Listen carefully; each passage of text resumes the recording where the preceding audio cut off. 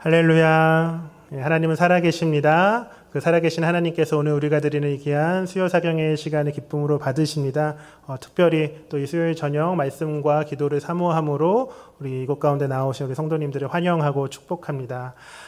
우리는 잠시 전에 이제 이 비유의 말씀을 함께 읽었습니다. 길었지만 함께 읽었는데요. 여러분, 그렇다면 어떤 내용의 말씀이었을까요? 대략적인 내용은 이런 것이에요. 한 주인이 있는데 그 사람이 먼 타국으로 떠나게 됩니다. 그런데 떠나기 전에 종들을 불러 자신의 소유를 맡겨요. 각각의 재능대로 달란트라고 하는 것을 이제 나누어 줍니다.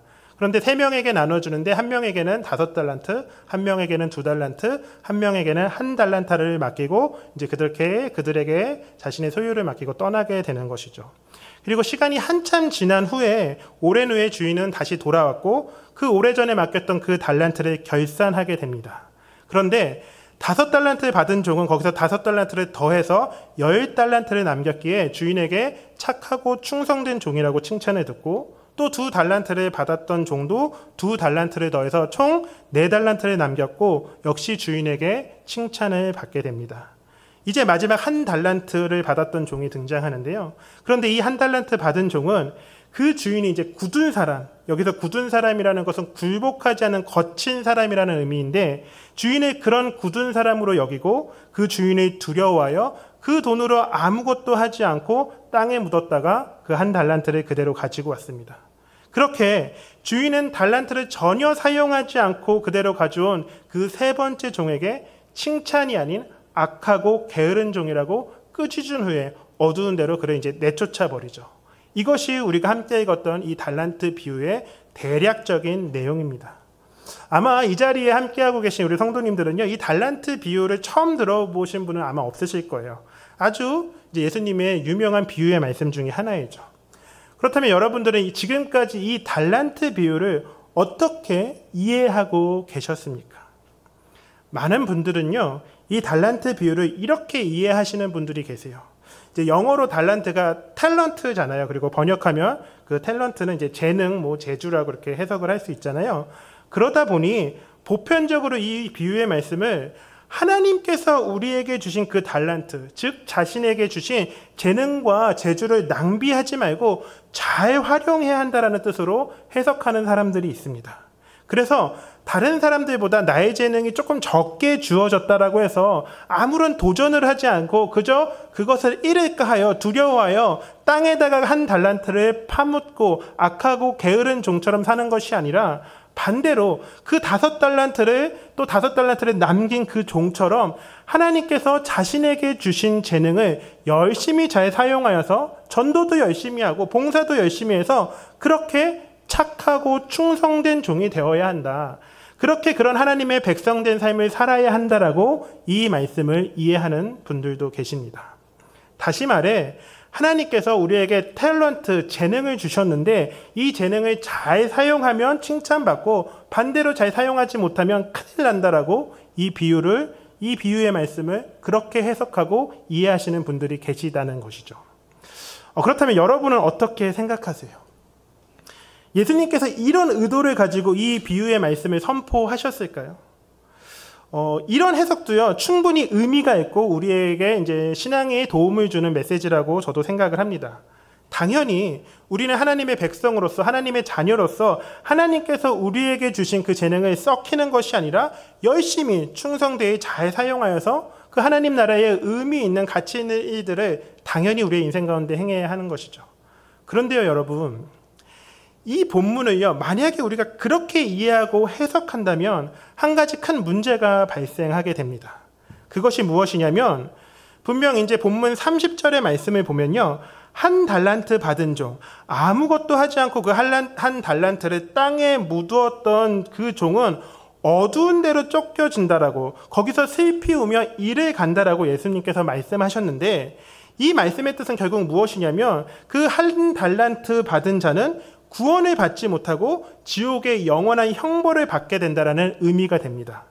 그런데요, 여러분, 이게 왜 문제냐면요, 우리의 구원이 우리의 재능과 연관이 있다라고 그런 의미로 이해할 수 있기 때문이에요. 우리가 탤런트, 그 재능을 잘 사용하면 구원받고 그렇지 못하면 영원한 형벌을 받는다라고 해석하게 된다라는 것이죠. 여러분 한번 잘 생각해 보세요. 재능을 사용하지 않거나 그 재능을 잘못 사용하면 우리가 지옥에 갈까요? 당연히 아니겠죠. 구원은 우리의 재능에, 우리의 탤런트에 있어서 달려있는 것이 아닙니다. 구원은 오직 그 하나님의 놀라운 주권 아래 칭의와 성화와 영화라고 하는, 그렇게 구원을 받고 누리고 완성하는 그런 복합적인 구원의 섭리 속에서 하나님의 역사 속에서 이루어지는 것이죠. 하나님은 단지 우리의 재능을 이 땅 가운데 잘 활용하고 열심히 충성하면 그런 사람들은 구원을 받고 구원하시고, 반대로 그 재능과 탤런트를 잘 사용하지 못하는 자들은 구원하지 않는, 그렇게 지옥에 보내는 그런 하나님이 아니시라는 거예요. 그렇다면 이 달란트 비유는 대체 예수님께서 어떤 의미와 의도를 가지고 말씀하신 것일까요? 먼저 이 비유는요, 바로 천국 하나님 나라에 대한 비유를 알려주신 것입니다. 이제 마태복음 25장을 보면요, 크게 세 가지 비유를 예수님께서 말씀해 주세요. 첫 번째로 열처녀 비유, 그리고 두 번째로 우리가 함께 보고 있는 달란트 비유, 그리고 마지막 세 번째로 양과 염소의 비유입니다. 그런데 이 세 가지 비유의 말씀을 시작하시는 그 25장 1절에 보면 예수님께서 이렇게 말씀하세요. 이제 예수님께서 뭐라고 말씀하시는지 우리가 함께 화면을 보고 읽어보겠습니다.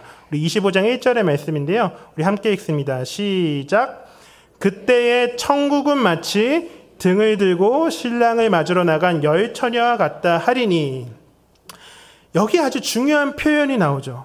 예수님께서는 그때의 천국은 마치, 다시 말해 하나님 나라는 이런 곳이다라고 말씀하시며 열처녀 비유에 이제 먼저 들려주셨다라는 것이에요.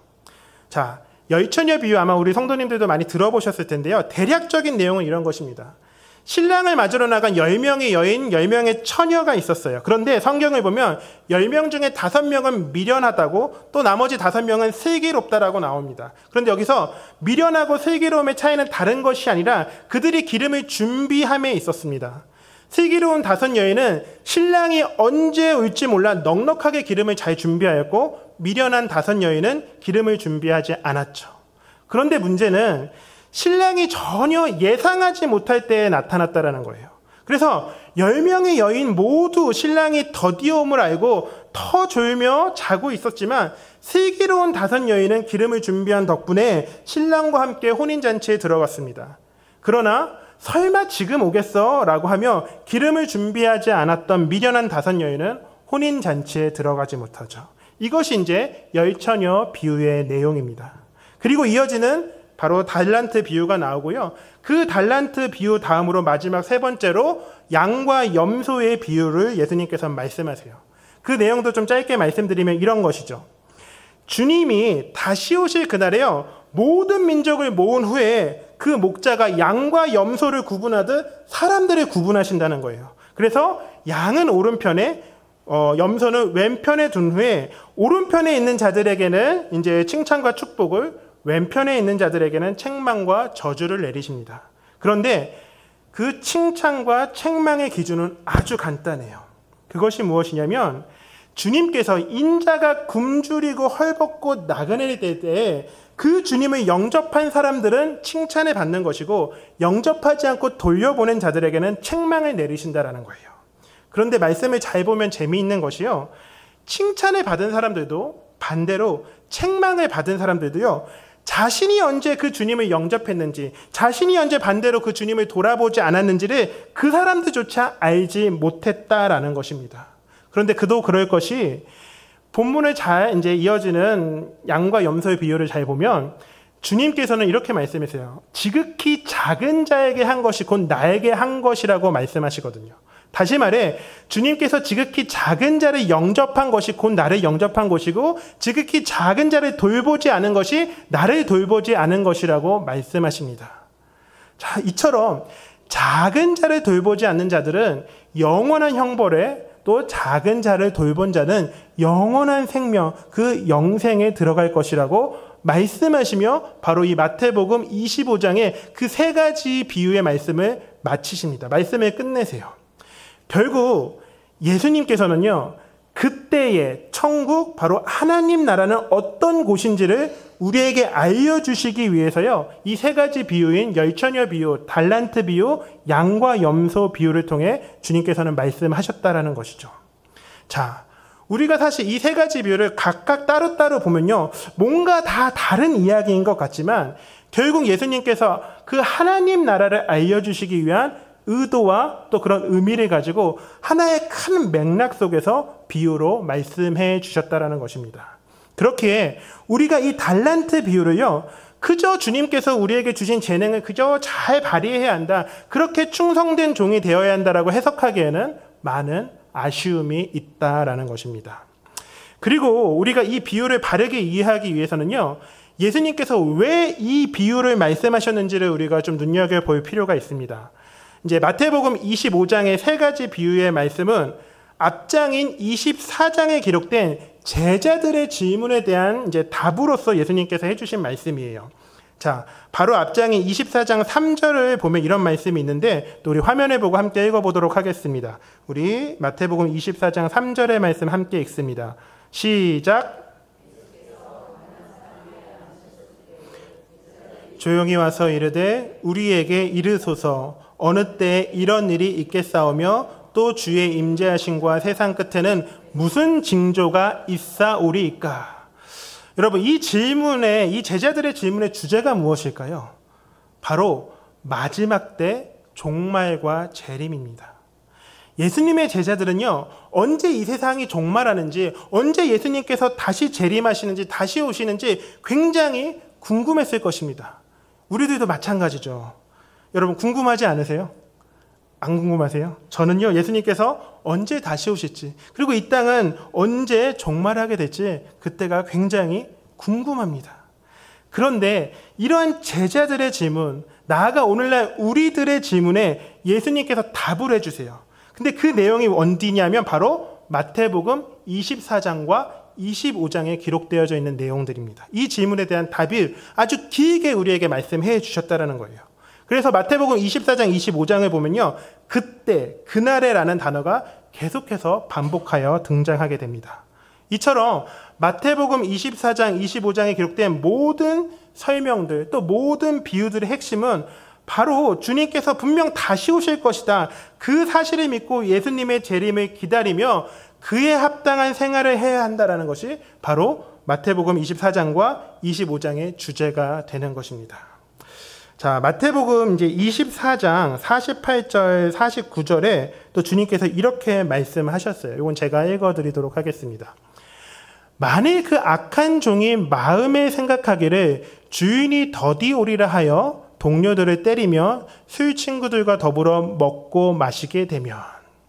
자, 이렇게 예수님께서는요, 주인이 더디 올 것이라고 생각해서 자신이 맡은 일을 하지 않고 동료를 때리고 친구들과 어울려 놀기만 하는 이 종을 악한 종으로 묘사하십니다.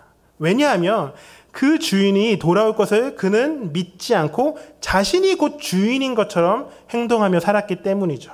이런 악한 종과 또 이제 여기에 대비되는 착한 종, 이 두 종을 대비하여서 조금 더 길게 풀어서 비유로 설명해 주신 것이 바로 이어지는 25장의 열처녀 비유가 되는 거예요. 그런데 예수님께서 열처녀 비유를 이제 갑자기 뜬금없이 말씀하신 것이 아니라는 것이죠. 그런데 이 열처녀 비유의 가장 마지막에 예수님께서는 또 이렇게 말씀하십니다. 이제 마태복음 25장 13절인데요. 이 말씀을 우리가 함께 읽어보겠습니다. 우리 함께 읽습니다. 시작.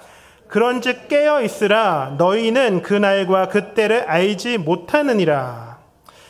제자들은요, 언제 예수님이 다시 오시는지, 언제가 마지막 때이고 종말의 때인지 궁금하여 예수님께 물어보았지만 예수님께서는 그날과 그 때를 알지 못한다. 이제 마가복음 13장 32절의 표현으로는 그날과 그때는 아무도 모르나니 하늘에 있는 천사들도 모르고 아들도 모르고 아버지만 아시느니라, 이렇게 말씀하셨습니다. 그리고 이러한 열처녀 비유 뒤에 바로 달란트 비유가 이어지게 되는 것이죠. 그렇다면 결국 이 달란트 비유를 통해서 예수님께서 우리에게 무엇을 말씀하시고자 하셨을까요? 바로 그것은 그 마지막 때를 기다리는 자들, 그 예수님의 다시 오심을 소망하는 자들은 대체 어떻게 해야 하는지, 어떠한 삶을 살아야 하는지를 우리에게 알려주시기 위한 바로 비유의 말씀이 되는 것입니다. 그런데 그것이 단순하게 주님께서 우리에게 주신 재능, 그 탤런트를 잘 사용하여 그 종말과 재림을 기다려야 한다라는 그런 말씀은 아니라는 것이죠. 자, 그럼 이제 본문에서의 달란트는 무엇일까요? 아마 잘 많이 들어보신 표현인데, 먼저 성경에서 달란트는요, 무게를 재는 단위에서 가장 큰 단위였습니다. 그런데 그 달란트가요, 이제 신약 시대 예수님께서 이 땅 가운데 계셨을 때 살던 당시에는 그 달란트가 화폐 단위로 사용이 돼요.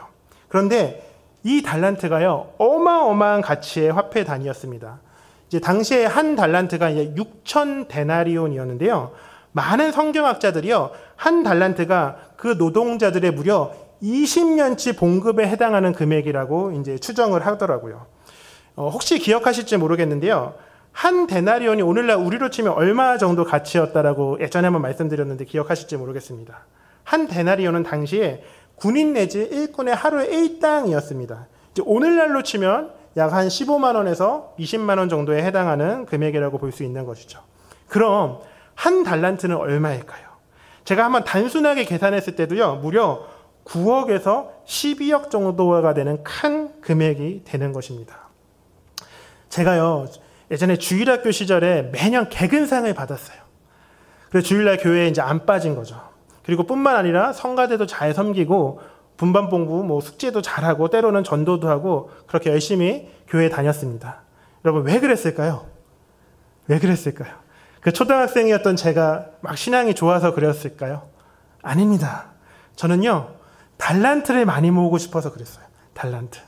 그 당시 이제 대부분의 교회가 그랬듯이 제가 다니던 교회에서 이제 주일학교에서도요, 출석하면 몇 달란트, 또 성가대 봉사하면 몇 달란트, 전도하면 30달란트, 50달란트 이렇게 이제 받았었거든요. 아마 여러분 중에서도 주일학교 시절에 그런 이제 경험들이 있으신 분들이 계실 것입니다. 그런데 저는요, 보통 이제 1년에 한 2번 정도 이제 달란트 시장을 하잖아요. 그러면 그때 최소한 제가 얼마나 모았을까요? 약 300에서 500달란트 정도를 모았어요, 진짜.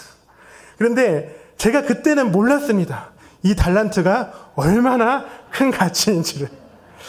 그래서 떡꼬치 하나 살 때 한 10달란트 내고, 공책 한 권 살 때 한 20달란트 내고, 그리고 장난감 하나 사면 30달란트 내며, 그렇게 시장 경제를 이제 교회에서 배웠던 그런 기억이 있습니다. 그렇다면 여러분, 예수님께서는 왜 굳이 달란트를 비유로 말씀하셨을까요? 주인이 금을 맡기고 갈 수도 있잖아요. 주인이 보석을 맡기고 갈 수도 있는데 왜 예수님은 달란트라고 꼭 집어서 말씀하셨을까요? 자, 여러분, 이 예수님의 비유를 들었던 그 당시에 처음 듣는 1차 독자들, 첫 번째 독자들에게 있어서 달란트는요, 아마도 상상할 수 없는 큰 가치였을 것입니다. 살면서 그 달란트를 볼 수 있는 사람들은 불과 몇 명 되지 않았을 거예요. 대부분의 사람들이 아마 보지 못했을 것입니다. 이처럼 달란트라는 것은 그 사람들이 그 당시 생각할 수 있는 어떤 가장 큰 가치를 대표하는 것이었죠. 그래서 이 달란트 비유에서의 달란트 의미는요, 어떤 탤런트 재능을 이야기하는 것도 아니고, 그렇다고 9억에서 12억이 되는 어떤 큰 금액을 이야기하는 것이 아니라 그 당시 사람들이 공통적으로 공감할 수 있었던 가장 큰 가치를 의미한다라고 우리는 볼 수 있습니다. 그렇게 주인이 멀리 타국을 떠나면서 자신이 가지고 있던 많은 돈을 맡겼다기보다는요, 자신이 가지고 있던 가장 큰 가치를 종들에게 맡겼다는 거죠. 그렇다면 여러분, 이 비유에서 이야기하는 주인은 누구이고 종은 또 대체 누구일까요? 이 주인은요, 전체적인 맥락상, 문맥상을 보면 십자가 부활 사건 이후 승천하실 예수 그리스도를 이야기한다라고 우리는 생각할 수 있습니다. 그리고 종은 누구냐면 바로 이 땅에 남겨진 자들이죠. 남겨져서 그렇게 주인이 다시 오기를, 예수님이 다시 오기를 기다리는 자들을 이야기합니다. 그렇게 종이라는 것은 좁은 의미로는 그 당시에 제자들 내지 유대인이라고 볼 수 있고, 조금 넓은 의미로는 오늘날의 이 땅을 살아가고 있는 저와 여러분, 우리들로 이제 해석할 수 있다라는 것이죠. 그렇다면 여러분, 예수님께서 그 남겨진 자들에게 맡겨주신 가장 가치 있는 것은 무엇일까요? 예수님께서 승천하심으로 다시 오시겠다라고 약속하시면서 남겨진 자들에게, 나아가 오늘날 우리들에게 남겨주신 것 중에서, 맡겨주신 것 중에서 가장 큰 가치가 있는 것은 대체 무엇이겠습니까? 한번 잘 생각해 보세요. 그것이 어떤 탤런트, 재능일까요? 아니면 우리가 상상할 수도 없는 큰 금액의 재산이겠습니까? 예수님께서 제자들에게, 그리고 오늘날 우리들에게 맡겨주신 가장 큰 가치가 있는 것은 바로 하나님 나라의 복음입니다. 사실 예수님에게나 우리에게 아무리 훌륭한 재능이 있고 아무리 많은 재산이 있다 한들 그것이 결코 하나님 나라의 복음보다는 더 가치가 있을 수 없다라는 것이죠. 이 비유에서 이야기하고 있는 달란트는 다른 것이 아니라 바로 하나님 나라의 복음입니다. 그럼 이런 질문하시는 분들 계실 수 있을 것 같아요. 그럼 예수님께서 어떤 사람들에게는 5달란트만큼, 어떤 사람들에게는 2달란트만큼, 어떤 사람들에게는 1달란트만큼 하나님 나라의 복음을 주신 것인가요? 이렇게 질문하시는 분들, 생각하시는 분들이 계실 수 있을 것 같습니다. 여러분, 하나님 나라의 복음은요, 그리고 하나님 나라의 구원은, 그 구원의 은혜에는 차등이 없습니다. 우리가 몇 주 전에 마태복음 20장에 기록되어 있는 포도원 품꾼 비유를 함께 나누었었는데요. 오전 6시에 오던 오후 5시에 오던 하나님 나라의 복음, 하나님 나라의 구원의 은혜는 차등하지 않았죠. 하나님 나라의 구원은 모두에게 동일합니다. 그런데 그 남겨진 자들마다 각자마다 다른 것이 하나 있어요. 그것이 무엇이냐면 바로 믿음의 분량입니다.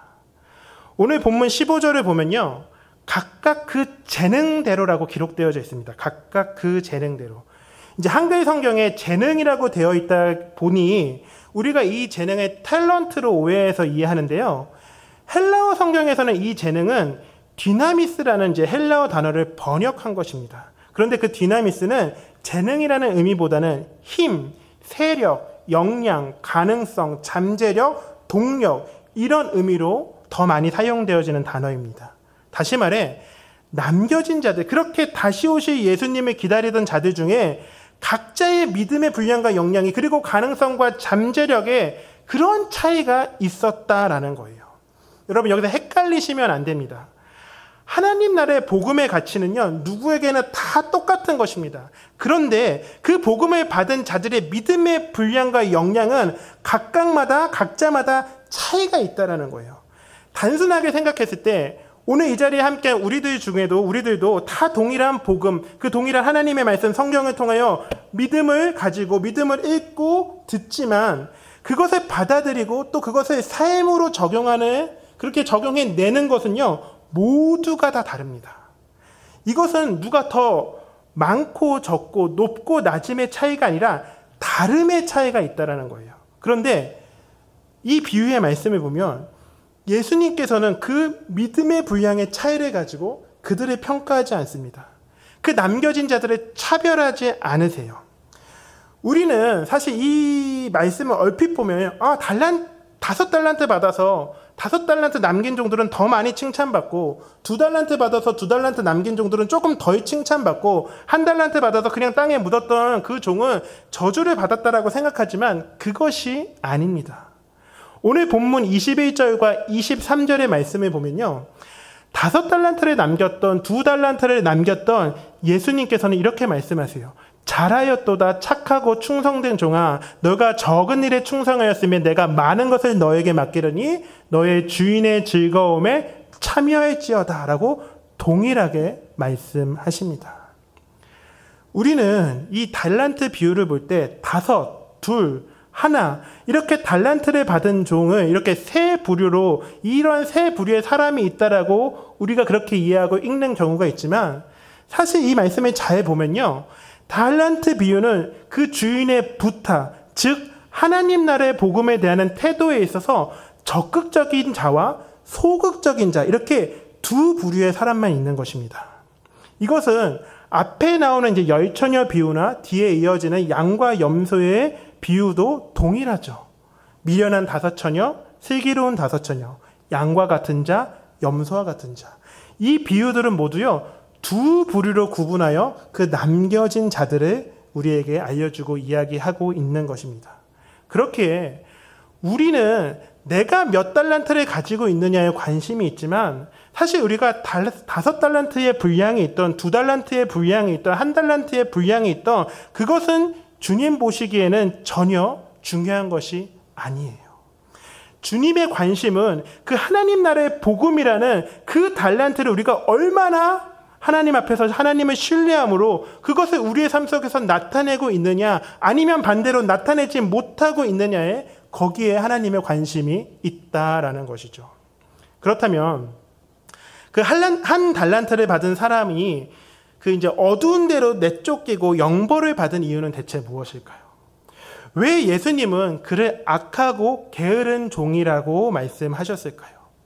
그가 받은 그 하나님 나라의 복음으로 아무것도 하지 않고 그저 그것을 이제 게으르게 땅에 묻어두어서일까요?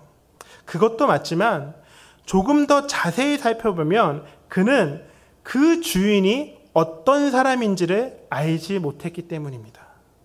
그 주인에 대해 관심이 없고 그 주인의 뜻을 바르게 알지 못했기 때문이죠. 다시 말해 그 주인과의 그 신뢰의 관계가 전혀 맺어져 있지 않았기 때문이에요. 결국 이 달란트 비유는요, 그 종말의 때, 예수님의 그 재림의 때 그 하나님 나라의 복음을 알고 들었음에도 그 하나님, 그 주님을 제대로 알지 못하고 그 하나님의 뜻을 분별하지 못하는 자들, 그렇게 하나님과의 관계가 온전히 맺어지지 못하는 자들은 결국 영원한 형벌을 받게 된다는 것을 알려주시기 위한 비유의 말씀입니다. 그렇다면 여러분, 우리에게 있어서 가장 큰 관심은 무엇일까요? 이제 우리는 그렇다면 어떻게 영벌이 아니라 영생의 구원을 받을 수 있느냐일 것입니다. 여러분, 어떻게 하는 것이 예수님께서 다시 오실 때까지, 그 재림하실 때까지 우리에게 맡겨주신 그 하나님 나라의 복음이라는 그 달란트를 우리가 잘 사용할 수 있는 것일까요? 이 질문의 답을요, 저는 마태복음 25장 40절과 45절 그리고 마지막 절인 46절을 통해 찾고자 합니다. 우리 그 말씀을 우리 화면을 보고 우리 함께 세 절의 말씀을 연속해서 같이 읽어보도록 하겠습니다. 우리 함께 읽습니다. 시작.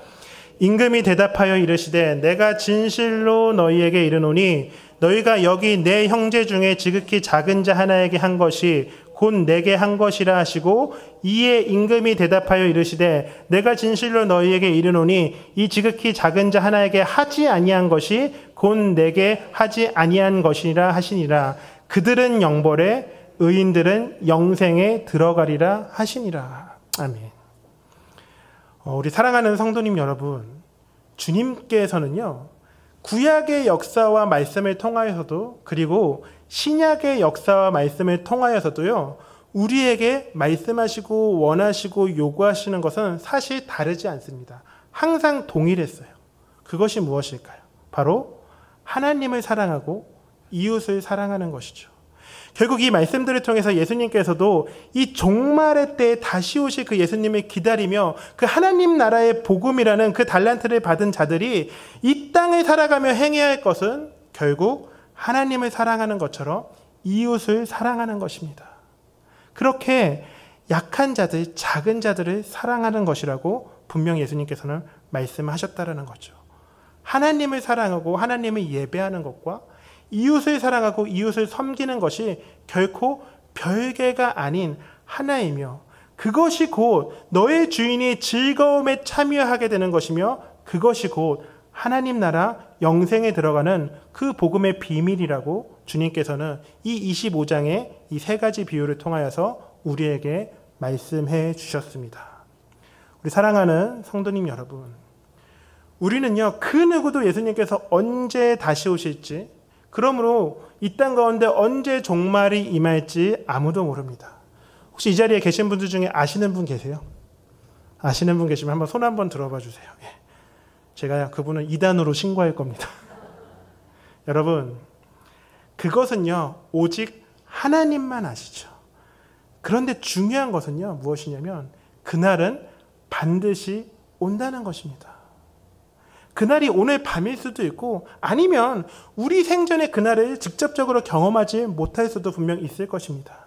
그러나 중요한 것은 다시 오실 그 주님을 우리가 확실히 믿고 신뢰하며 그 우리에게 맡겨주신 그 하나님 나라의 복음을 오해하고 버려버리고 땅에 묻어버리는 것이 아니라 하나님을 온전히 사랑하고 예배하며 이웃을 온전히 사랑하고 섬기는 것이 바로 오늘날 남겨진 자들, 그렇게 저와 여러분과 같이 다시 오실 그 예수님을 간절히 기다리는 자들, 그 자들을 향한, 그 우리를 향한 하나님의 높으신 뜻입니다. 특별히 이 자리에 함께한 우리 모든 성도님들께서는요, 이러한 종말과 이러한 재림, 그리고 하나님 나라의 복음의 그 믿음을 가지고 우리에게 맡겨진 이 인생들, 우리 이 삶을 통하여 각자에게 주어진 그 십자가를 기쁨으로 지고 또 그 하나님 나라를 소망하며 또 그 이 땅에 임한 그 하나님 나라를 살아내실 수 있는 우리 모든 성도님들 되시기를 이 시간 간절히 소망하며 축원합니다.